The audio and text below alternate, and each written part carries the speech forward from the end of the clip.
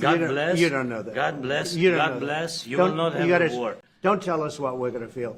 We're trying to solve a problem. Please, you think that if you will speak very loudly about the war, you He's can... not speaking loudly. He's not speaking loudly. Your country is in big trouble.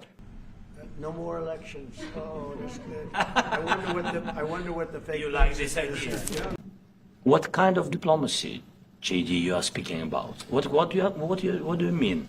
I'm talking about the kind of diplomacy that's going to end the destruction of your country. Yes, but if you are Mr. not President, strong... Mr. President, with respect, I think it's disrespectful for you to come into the Oval Office and try to litigate this in front of the American media. Right now, you guys are going around and forcing conscripts to the front lines because you have manpower problems. You should be thanking the President for trying to bring an end to this conflict. Have you ever been to Ukraine that you say what problems we have?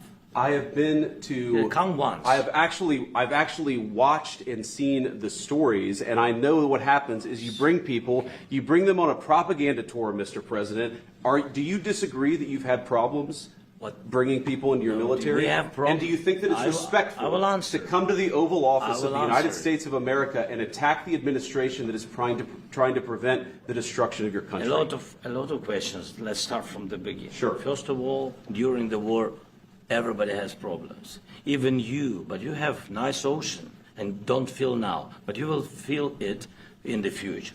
God bless. You don't know that. God bless. God bless. You will not have a war. Don't tell us what we're going to feel.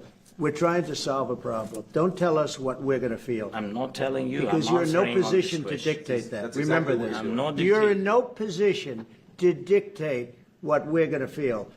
We're going to feel very good. You will feel influence. We're going to feel very good and very strong. You will feel influence. You're right now not in a very good position.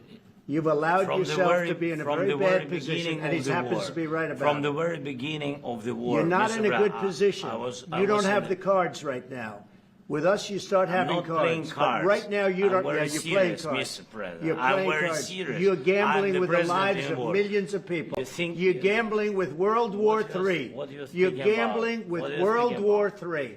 And what you're doing is very disrespectful to the country, this country. It's back to you. Far more than a lot of people said they should have. Have you said thank you once? A lot of times. No, in this even entire today, meeting, you said thank even you. Today. You went to Pennsylvania and campaigned for the opposition in October. Offer some words of appreciation for the United States of America and the president who's trying to save your country. Please, you think that if you will speak very loudly about the war, He's not speaking loudly. He's not speaking loudly. Your country is in big trouble. Can I Wait answer? a minute. No. You've done a lot of talking. Your country is in big trouble. I know. You're not winning. I know. You're not winning this. You have a damn good chance of coming out okay because of us. Mr. President, we are staying in our country, staying strong from the very beginning of the war. We've been alone, and we are thankful. I said thanks you haven't in been this alone. cabinet, you and haven't not been only alone. in this cabinet. We gave you, through this stupid president, $350 billion. You voted we gave for you your military president. equipment, You and you voted men for are your brave, president. but they had to use our military. What about if you didn't have You our invited military me. equipment, You invited if me you to didn't speak. have our military equipment, this war would have been over in 2 weeks. In 3 days, I heard it from Putin. In 3 days. This is something Maybe new. less. In 2 weeks. Of course, yes. It's going to be a very hard thing to do business like this, I tell you. Just say thank you. I said a lot of times thank you to American people. Except that there are disagreements, and let's go litigate those disagreements rather than trying to fight it out in the American media when you're wrong. We know that you're wrong. But you see, I think it's good for the American people to see what's going on out here. I think it's very important. That's why I kept this going so long. You have to be thankful. You don't have the cards. Thankful. You're buried there. Your people are dying. I can tell you You're again, running low on soldiers. Listen, please, you're running Mr. low President. on soldiers. It would be a damn good thing. Mr. And then you tell us, I don't want a ceasefire. I don't want a ceasefire. I want to go, and I wanted this.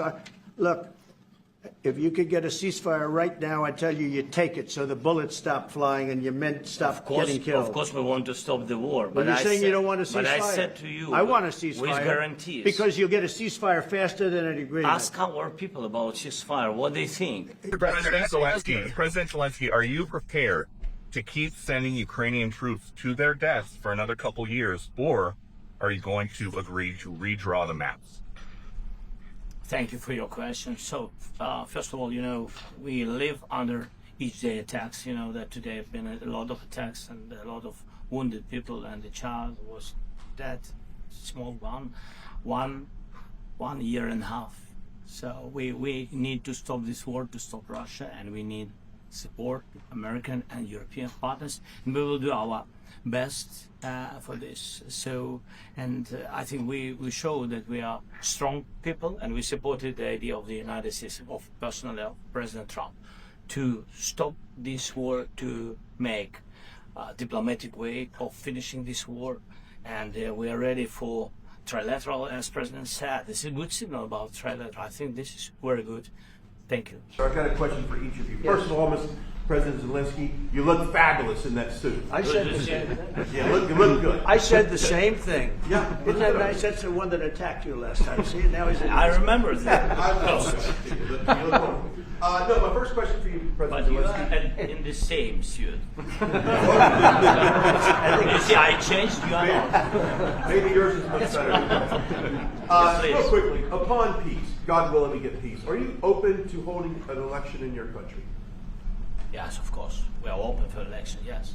We have to do safety circumstances, and a little bit we need to work in the parliament, because during the war you can't have elections, but we can do security. We need, maybe, how to say, we need a truth, yes, everywhere, in the battlefield, in the sky, in the sea, yeah, to make possible for people to do democratic, open, legal elections. So you say we are ready. during the war you can't have elections. So let me just say 3.5 years from now. So you mean if we happen to be in a war with somebody, no more elections? Oh, that's good. I wonder what the fake. You like news this is. idea? No, this is No. Speaking of news, I got a question for you. This sounds insane for me even to ask this, but do you think the American media really doesn't even want a peace deal? Because they've been so critical of you every step of the way as you lead the charge for peace. It's an amazing phenomenon. I said that if in the settlement you got Moscow, St. Petersburg, and thousands of miles around them, they would say, I made a bad deal. The level of hatred and animosity is incredible. Not with all. I mean, we have great people up here. We also have terrible people up there that I think are told what to say.